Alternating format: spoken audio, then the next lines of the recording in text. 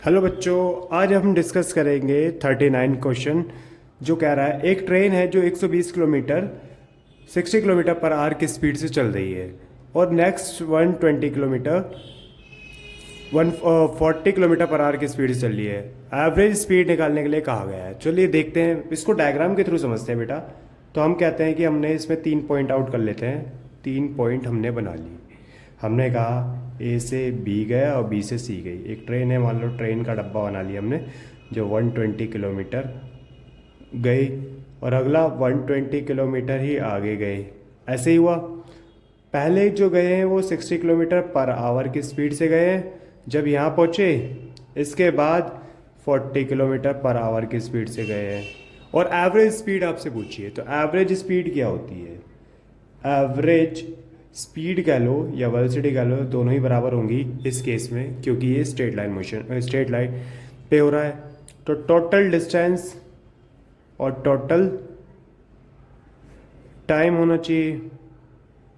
यही कहा है, टोटल दूरी टोटल टाइम हो जाए। तो हमारे पास टोटल डिस्टेंस तो है, अगर हम देखें तो 120 किलोमीटर गई है और 120 किलोमीटर आगे गए हैं। तो देखें तो 240 किलोमीटर पर आवर और किलोमीटर आ गया इसका आपकी डिस्टेंस। पर टाइम नहीं है। टोटल टाइम मिल जाए तो काम बन जाए। तो हम क्या करेंगे, इसको हम V1 मान लेंगे और ये D1, ऐसी ये V2 और ये D2। तो देखिए V1 की मदद से हम क्या निकालते हैं, टाइम निकाल लेते हैं। देखो V1 हमारी 60 किलोमीटर है, किलोमीटर पर आवर है, और ये दे रखी है आपकी कितनी 120, और टाइम निकालना है। तो अगर आप टाइम निकालोगे तो यहाँ से आएगा, ये देखिए ऐसा आएगा 2 आवर। कितना आएगा? 2 आवर्स आएगा। एज सिमिलर V2 के लिए देख लो। V2 आप डी टाइम का तो आप जानते हो फॉर्मूला।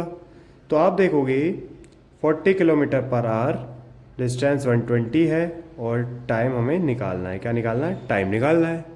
तो आप देखोगे T2 इक्वल्स टू 120/40। तो आप देखोगे यहाँ पे आएगा 3।